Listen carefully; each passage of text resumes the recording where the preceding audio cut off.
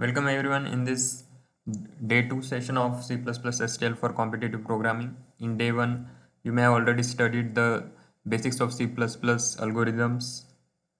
So those who have not attended that session, please do watch that session later. The concepts and algorithm which were covered in the first day may be required to understand these concepts better. So if you are using C++ as your primary language for competitive programming and you are not using C++ STL, then you are missing a major functionality and the major power of C++.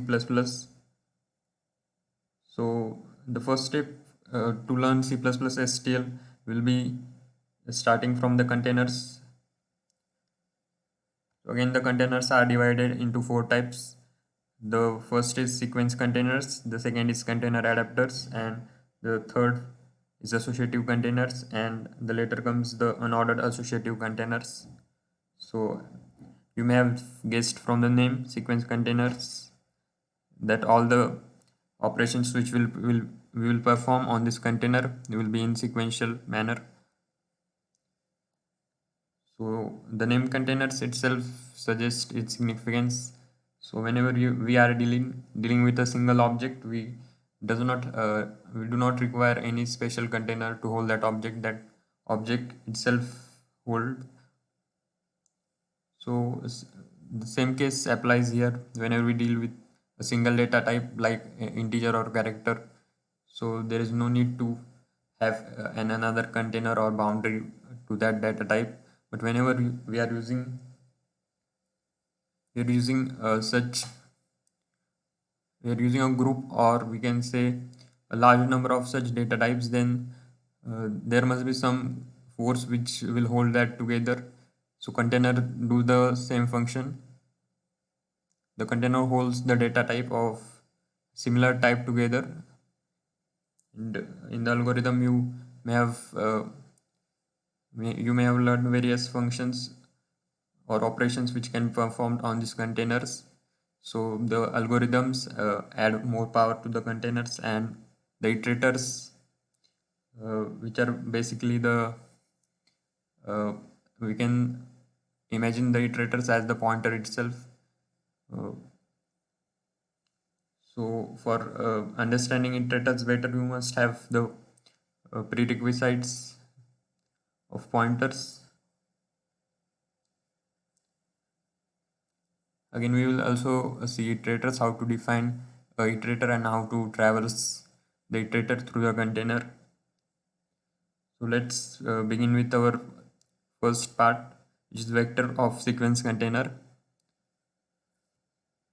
So vector is basically an advanced version of array. In C, there is only one native container, which is an array. So the array in C++ is more powerful than the array in C, and more operations or functionalities are added in C++ array class. So a vector can be assumed as a dynamic array that allows us to efficiently add and remove elements at the end of the structure. So whenever we use an array, there is a limitation, the limitation of the space. So if we are declaring an array of a fixed size, then we cannot increase its size at the runtime, or uh, how many elements are dummy elements and what is our actual data cannot be differentiated at runtime. Or also, if we want to delete any element from the middle, or which is not the end element, then we'll require a special function, as there will be a requirement to shift every element, which is uh, to fill the blank space which is created after deleting that element. So in vector there are predefined functions or operations which will do all these functions without any requirement of special functions or uh,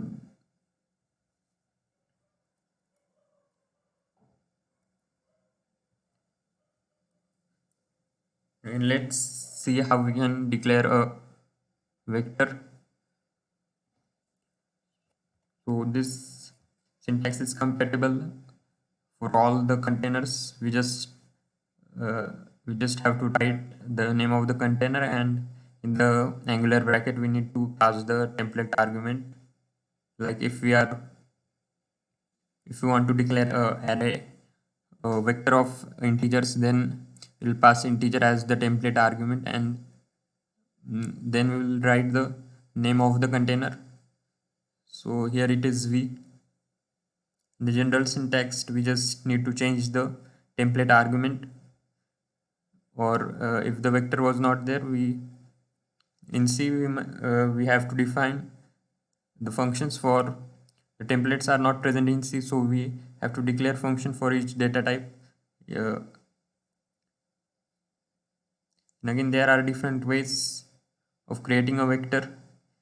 3 of them are mentioned here. We can also declare a vector in a similar manner, which we used to declare a array in curly braces and specifying the elements. Then in the second way, we can just pass the size, and remember not to pass the size in a square bracket. If you pass the size in a square bracket, it will create a array of vectors, which will mean completely different. In the third declaration, there is the size as the first argument and the initial value of all the elements of the vector. So a vector of type integer which has size 8 and all the elements will be 2. Also in a different type of declaration, we can pass a vector itself in the round brackets, which will assign all the elements of the vector to the vector which we are creating. And let's see the functions in the vector. So for traversing the vector or pushing the element in the vector, like in the array, we were using a square bracket operator for inserting or accessing an element. So that doesn't work here. We can't use a square bracket operator to insert the an element in the vector. We have to use this pushback function to insert the element in the vector. Again, a thing to notice is whenever we say the begin and end functions, this will return an iterator which will be our pointer pointing towards an address. So the begin will point towards the first element of the vector, but the end will not point towards the last element of the vector. It will point to the next address, which will be a theoretical or imaginative element, we can say. So while if you want to traverse the vector, we must define an iterator, and then we must assign the address of v dot begin. So all these functions will require an object to call this function. So that object will be our container name. So all these functions must be accessed with a dot operator. So r begin and r end have are just similar to begin and end. Just it is we have to consider the vector in reverse order. So r begin will point, if we take an example of this vector, it will point to the 1, and the end will be 5. So r end will not point to 5, it will be 1 plus. So it will the element which is present, we can say imaginative element which is present before the 5. C begin and C end are also same. To begin and end only it will return an address to the constant iterator. The C stands for constant. CR end and CR end are similar to R begin and R end. Only it will return a constant iterator. The C stands for constant. The assign is used to assign. If the element is not already assigned, then it will create an element, or if it is already assigned, then it will override the element present at its position.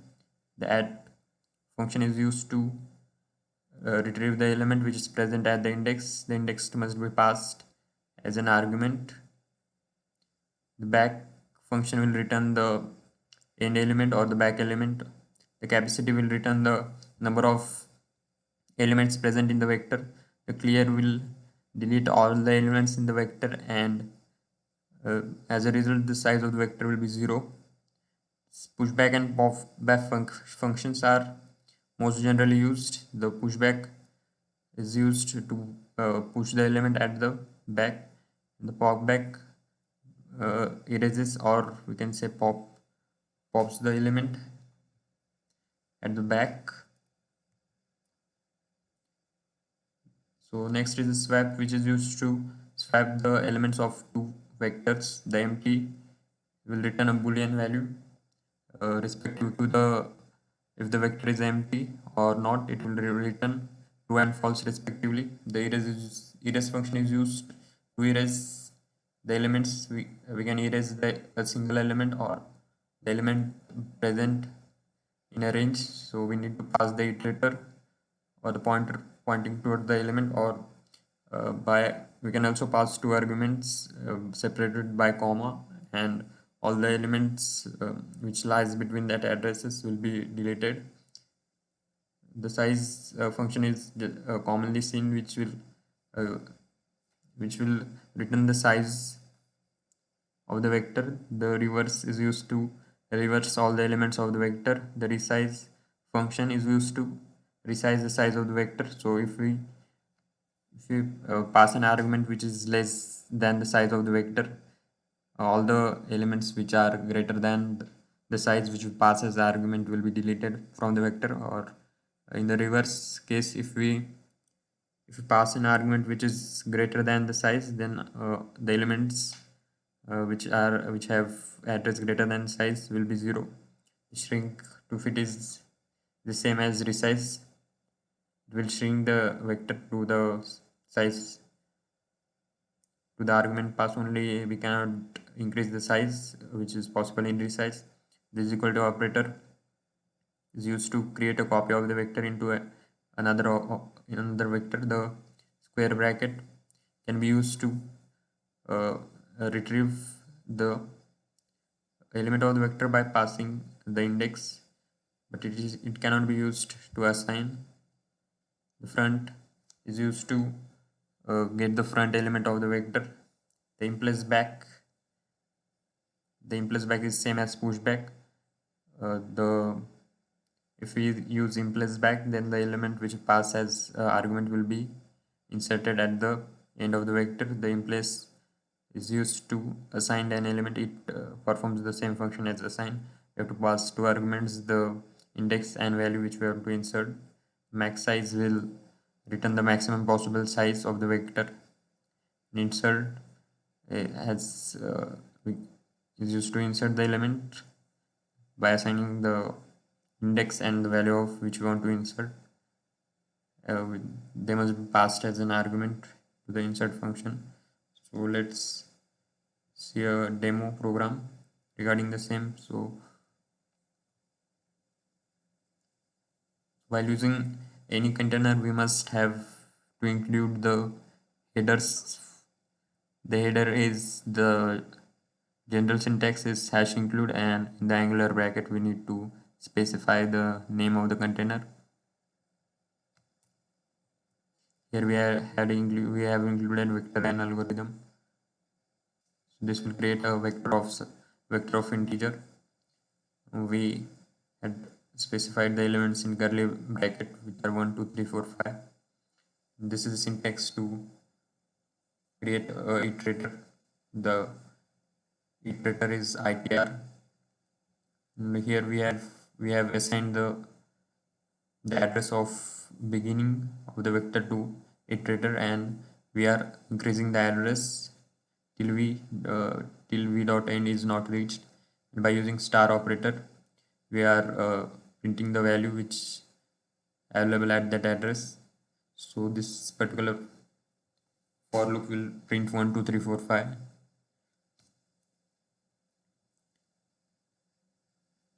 Next we are using the sort function.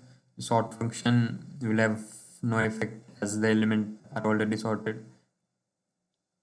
Again this will print 1 2 3 4 5. Will bring the same. We are printing the size of the vector which is 5. The front element 1. The v dot back will return the last element which is 5. This will return the capacity of the vector which is currently 5. The reverse will reverse all the elements from beginning to the end. You can also pass variable arguments if you want to partially reverse the vector. Then again we are printing the whole vector again. So let's run the program to verify if it gives similar results.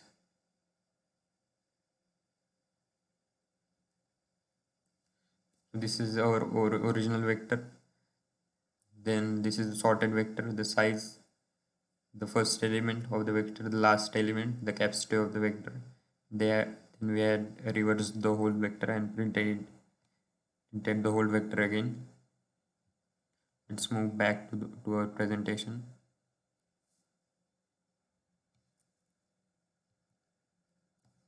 The second is the list. The list is the double linked list implementation of list.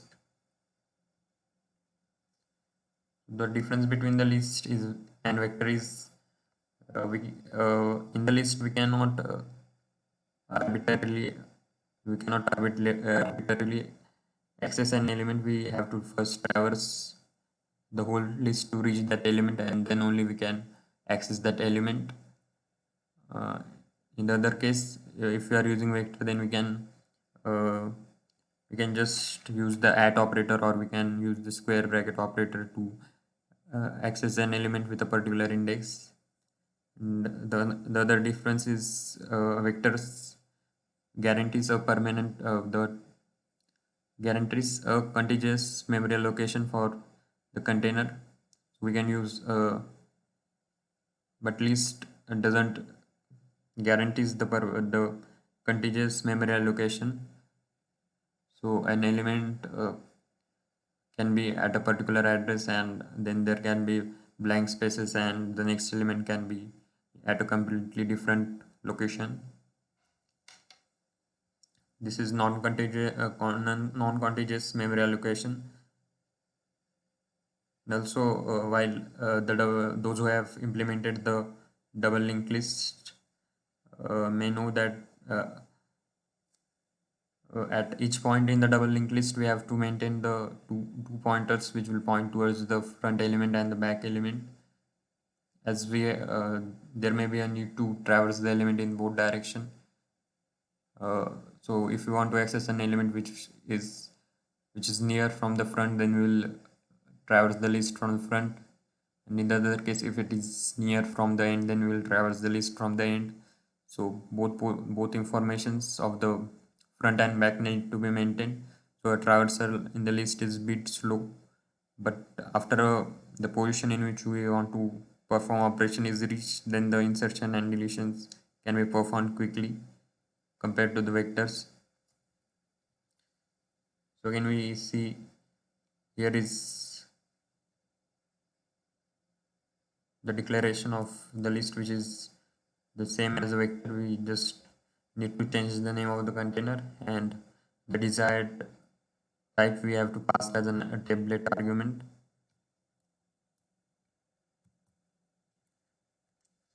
Again, in each container you may face the same functions. Just we have to be logically clear which functions can be performed in a list or in a vector.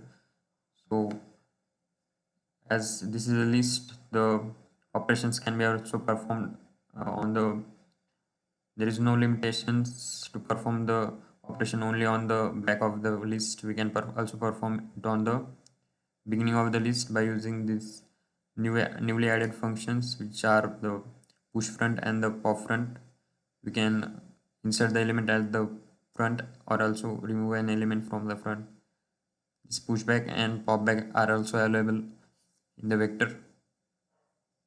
The front back, as told earlier, they will return the front and back element of the list respectively. The begin and end will return an iterator pointing towards the beginning, and the end will return an iterator pointing toward the theoretical element which is present at the end of the list. The R begin and R end will return a reverse iterator. If you consider the list in reverse manner, the R end here will point towards the starting of the list, and R begin will point towards the theoretical element which is present to the previous of the first element. The constant begin, constant end will return the constant iterator pointing towards the beginning and the end, and these are constant reverse begin and constant reverse end, similar to as the function in 8 point. In the list, the empty functions returns an integer value 1 and 0 corresponding to the list is empty or not. The insert is used to insert the element at a particular position in the list. The erase is used to erase a particular element or a range. We can pass two arguments separated by comma. The assign is used to assign a value to a particular index. Here we will require two arguments which are the index and the value. The remove is used to remove the element present at a particular index. Remove if is a conditional removal.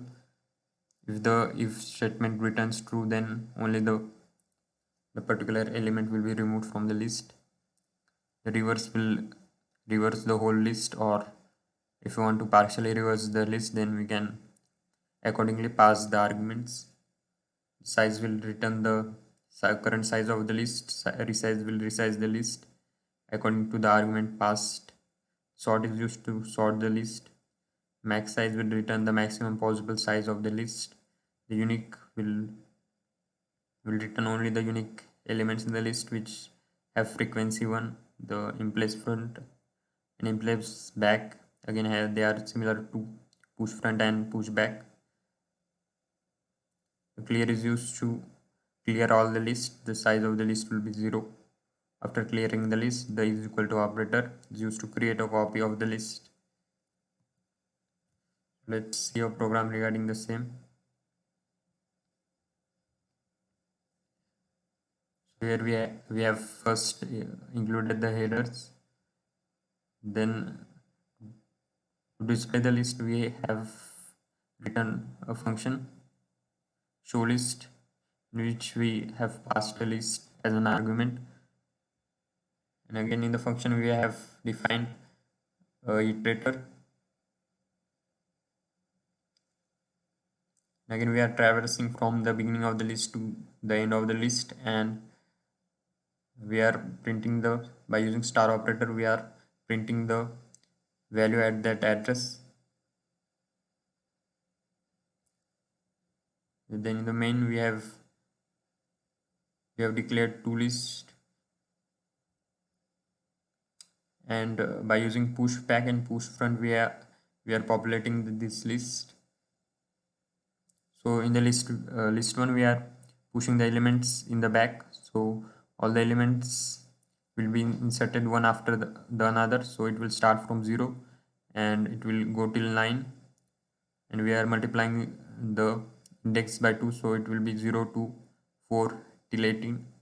And in the list 2 we are pushing in the front, so the element which is pushed after the first element will be inserted in the front. Then again the latter element will be inserted to the front of the previously inserted element, so the element which is inserted last will be at the first position. So 9 times 3 will be 27, and then 24, 21 till 0. By using this for loop we are populating the list, and then we are calling the show list function by passing the argument glist list 1 and list 2. So this will print both the list. We are printing the front and back of the first list. Then we are popping the front element of the list 1 and again displaying the list. Then from list 2 we are popping the back element and displaying the list. Then we are reversing the first list and we are sorting the second list. So let's run this program.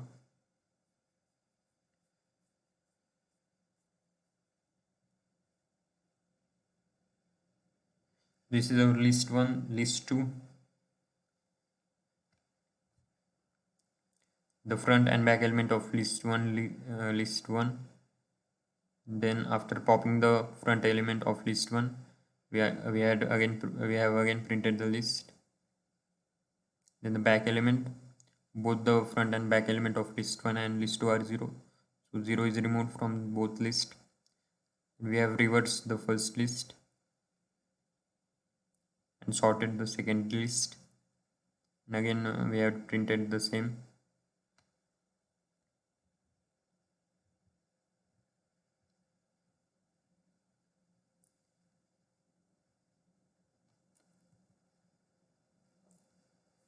The next is the double-ended queue or DQ, we can call it as a DQ.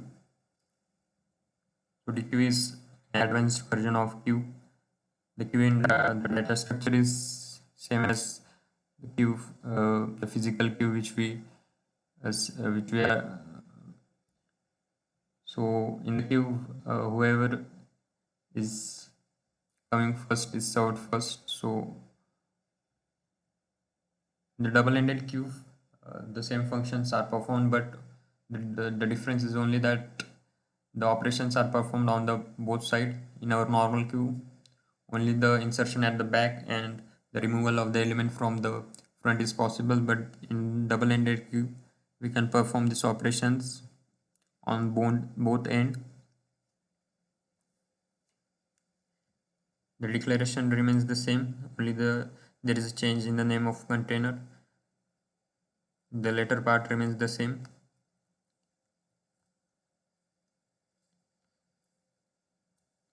So only in the normal queue we cannot perform the push front and pop front operations, but pop front is allowed, but we cannot perform the push front operation in the normal queue, but in the double-ended queue we can perform that operation. So these are similar functions which we had already seen in the vector and list. The insert is used to insert the element by passing the index and the value. The reverse begin will return an reverse iterator pointing towards the end. The reverse end will return the iterator pointing towards the element, towards to the previous element of the first element. The C begin will return a constant iterator pointing towards the beginning of the DQ. Max size will return the maximum size possible. The sign is again used to insert an element. It will act similar to the insert function. We have to pass, but it can also override the value if we had previously inserted any value in the queue. The pop front and pop back operations are used to operate the, we can say, erase the element from the front and back respectively. The front and back will again return the front element and back element. The clear and erase are used to for the deletion operations. Clear is used to clear all the queue, but erase is used to erase a particular position or a range. You can erase a range. And again, there are same functions which we had already studied. The empty will return 1 and 0 respective to the queue is empty or not. The size will return the size, the current size of the queue. The is equal to operator used to assign, create a copy of DQ into the other DQ. The square bracket operator used to assign or access any element in the queue. The add operator is used to access an element, or we can use it to print a particular element at present at a particular index. The swap is used to swap the contents of two queue, the begin and end. as seen earlier, returns an iterator pointing towards the beginning and the end of the queue respectively. The implies front implies back use are same as the push front and push back. You can use it to insert the element in the front and the back respectively. So let's see a small program regarding the same.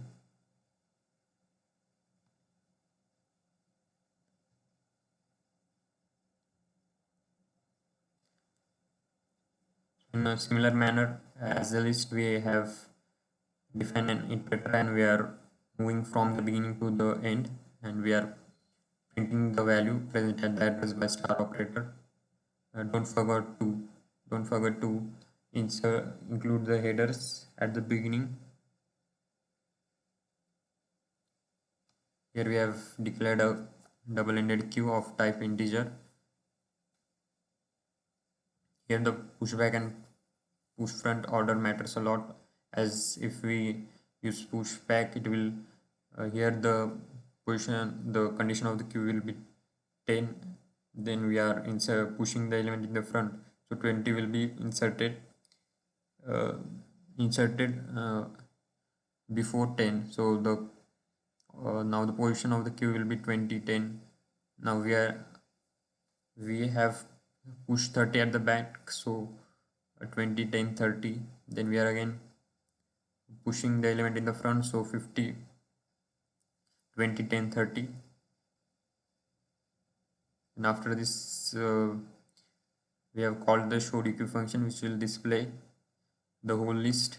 Then the size will display the size, the max size will display the max possible size. The here in all data structure we are following zero base indexing though, so the add2 will return the third third element of the dequeue.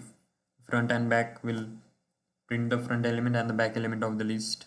We are performing the push front operation in the dequeue and again displaying the list. Then again we are performing the pop back operation and displaying the list.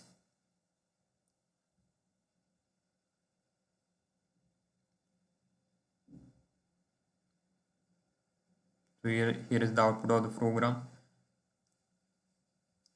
It is similar to discussed 50 20 10 10 30 is our queue. The size is 4, the max possible size is this, and again add 2 according to zero based indexing. It has returned 10. The front is 15, back is 30. After popping the first element, the 15 is erased or popped from the list, and again we had popped back, so 30 is removed. We are left with 20 and 30 in the list.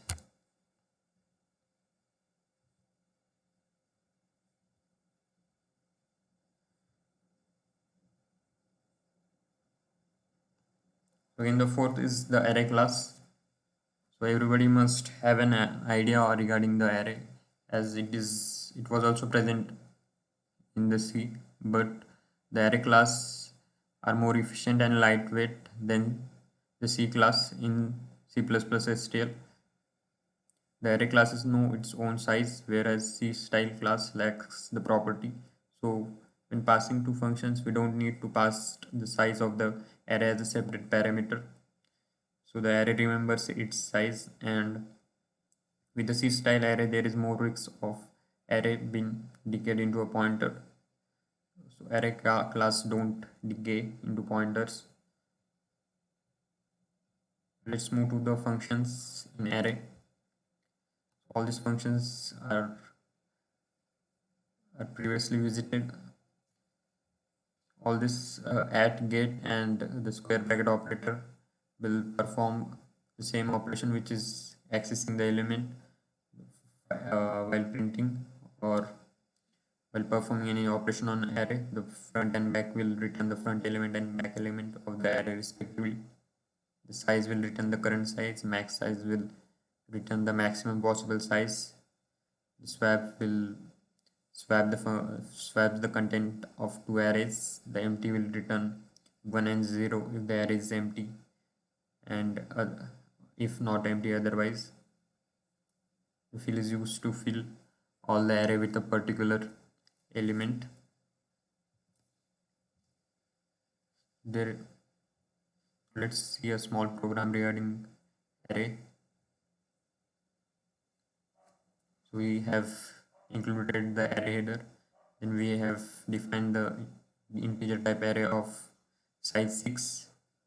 The elements are assigned as 1 2 3 4 5 6. And by using at operator we are printing the elements.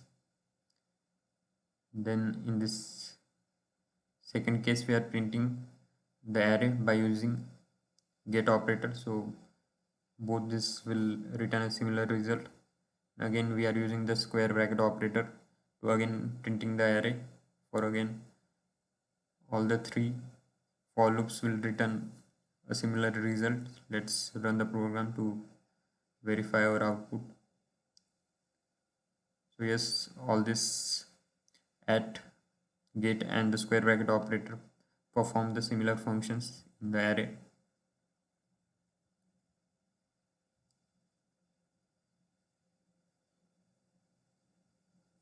It's not feasible to run every function in the array, but we are going for the most commonly used functions.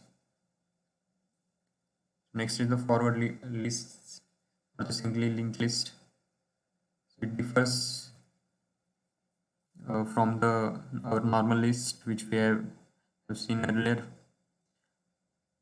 by the fact that we need to maintain only the information of a single pointer which points towards the next element of the list, and it is recommended only when we have to traverse only in the single direction and there is no requirement to traverse back. So the list keeps track to both the next and previous element, while the single linked list only keeps the track of a single pointer which points towards the next element. So this helps in both manner by also decreasing the time complexity and space complexity of the program. Traversal in single direction is possible. The declaration remains the same, only the container name changes.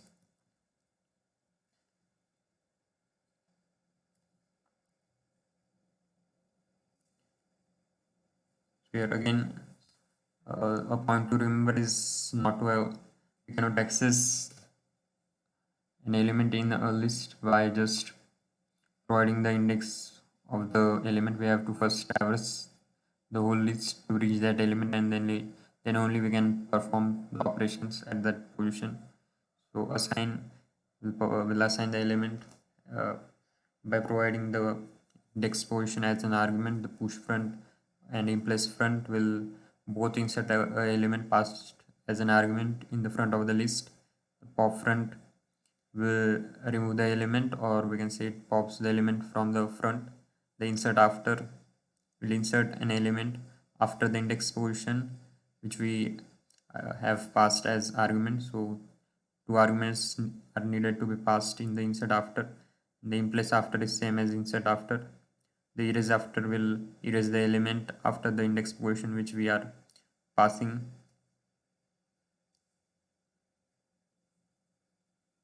Again the remove and remove if is conditional removal of the element.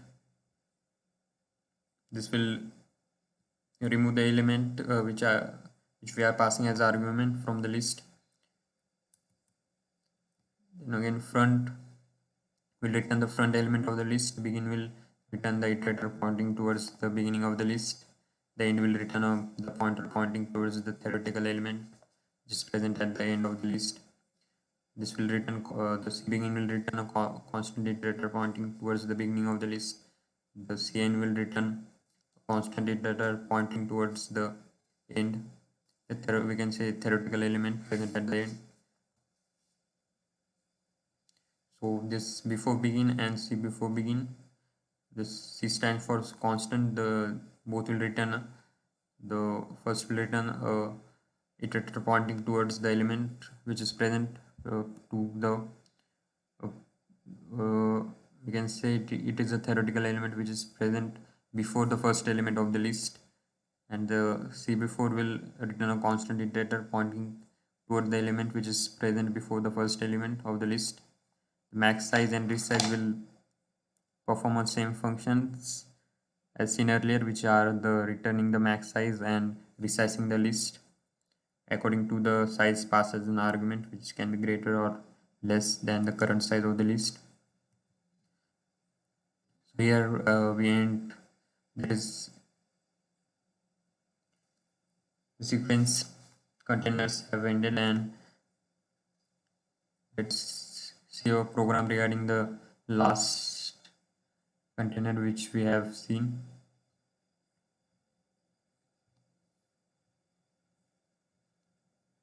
Here again we have included the headers, and we have defined two lists of integer types. We have assigned here we have assigned 1 through 1 2 3 as the elements, and here we have assigned 10 to each element. The size will be 5, and every element in the list will have value 5.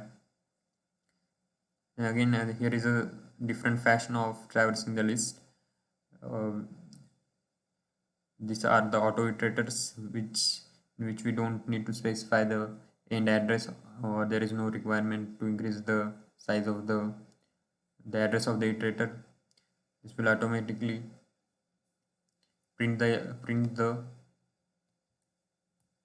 list till the end of the list. And both this for loop will print first and second list, and we are using in place front to place the element in the front of the list. We are again printing the first list after in placing 70. Now we are popping 70 again by using pop front. We have again printed the list, and we have removed one.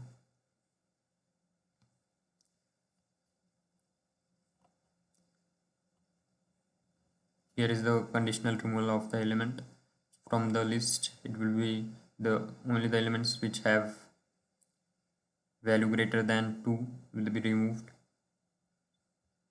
Let's run the program.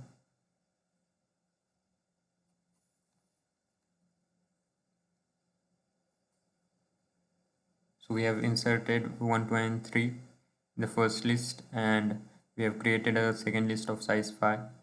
All the default values 10 are assigned to each element. We have inserted 70 in the first list, and again popped the same. Then we have removed 1 from the list. And here is a conditional removal of the elements which are greater than 2. So 3 is removed. Only 2 remains as a final element in our forward list.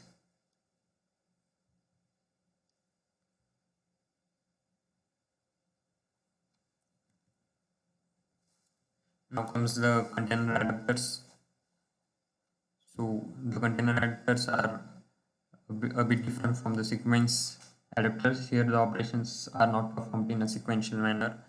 In the queue, we can take the example of a queue in which the insertion is done at the back end and the removal is done from the front end.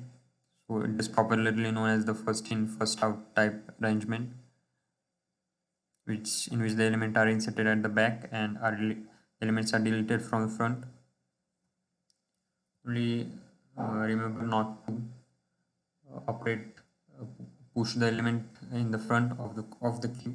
You can only remove the element from the front in a normal queue, and the queue is an exceptional case in which we can perform the operation on the both end of the function. In the queue are similar as to the functions we have visited in the DQ, only as we have to remember the logical operations which are allowed in a particular data structure.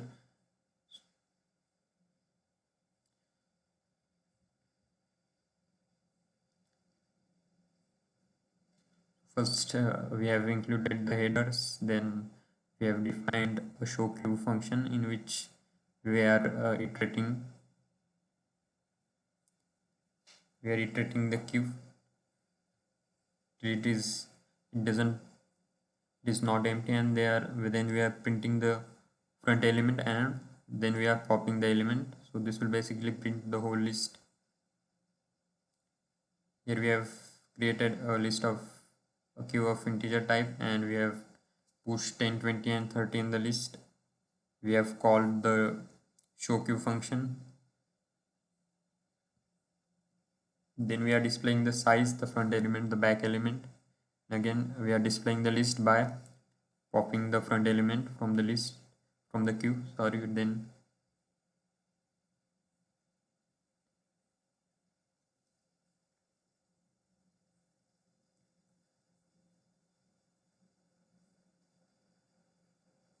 so it is the output of the program. We have inserted 10, then we are inserted 20, which will be inserted after 10, and then we have again pushed 30 at the back of the queue.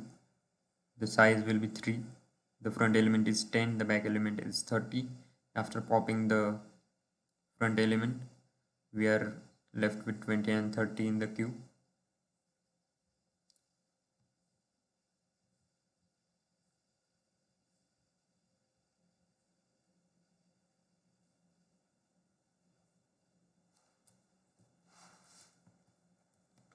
So next is a special case of the queue, which is a priority queue.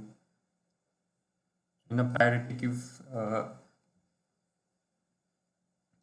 the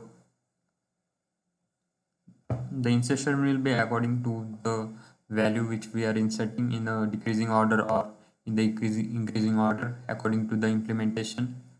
In the C++ STL, by default the implementation is a decreasing queue, so the element having the highest value will be present at the front of the queue, and accordingly the element will be arranged in the decreasing order.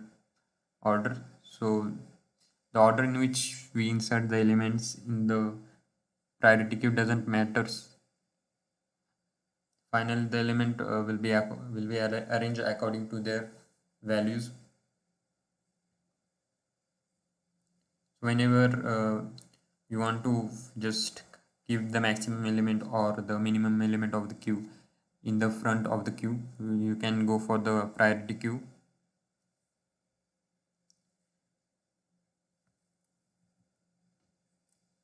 Again, we'll verify if it is doing the same.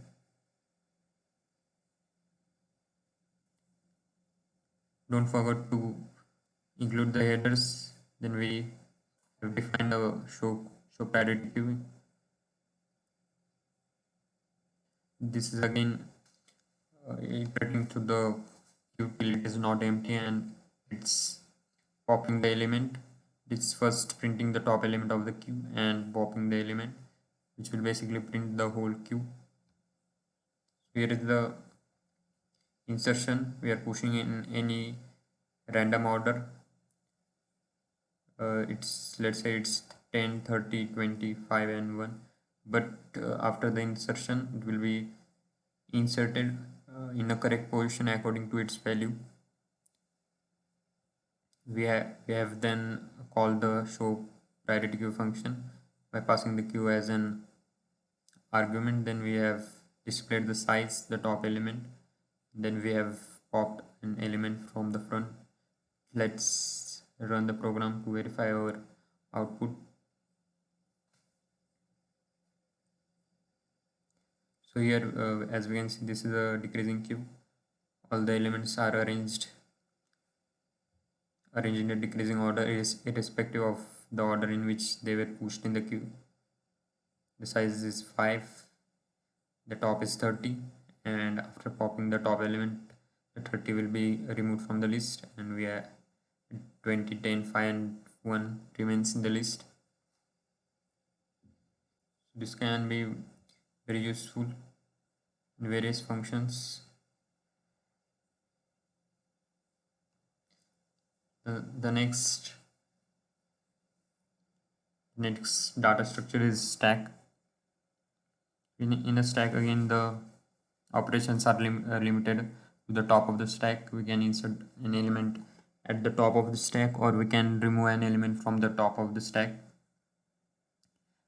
The stack is popularly known as the last in first out type data structure.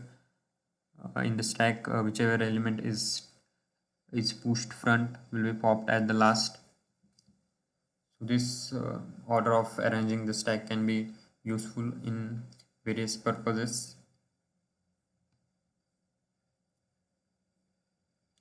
So let's see a program of regarding the stack.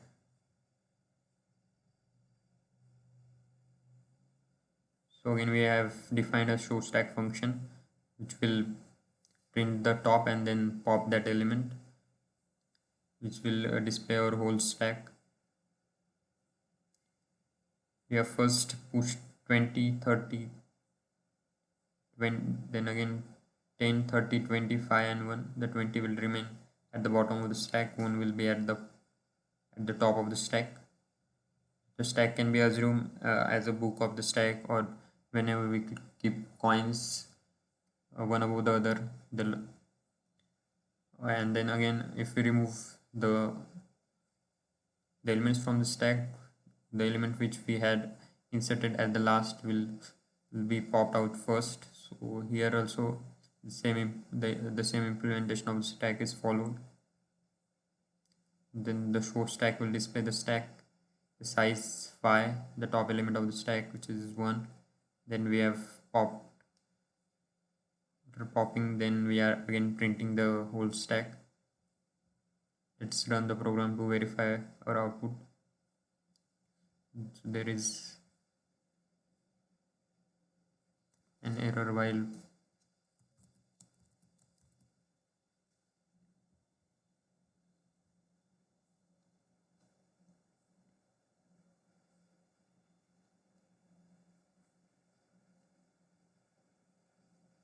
so here is our stack. The 10 which we had pushed at the first place is present in the last, and the one which we have pushed at last is present at the top.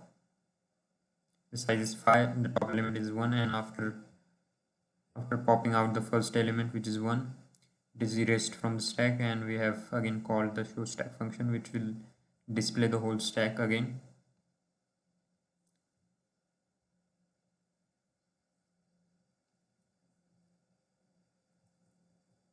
Again, these are the functions. The top empty, the empty function will return the integer value 1 or 0 corresponding to the stack is empty or not. The size we have already seen in the program. The push pop are very extensively used in the stack. Swap is used to swap the content of two different stacks. The in place is similar or to pushing the element in the stack, which the element is always pushed at the top of the stack. And here also we have to first any random element in the stack which is below the top element cannot be accessed. We have to first pop the element which are present on the top of that element, then only that element could be visible. So here we end our container conductors. The associative containers and unordered associative containers are still remained. This will be covered in the next session. The associative and unordered associative containers will cover the map, unordered map, set, unordered set, multi-set, unordered multi-sets. So do attend that session too. So I hope this C++ STL will help you to improve your concepts, and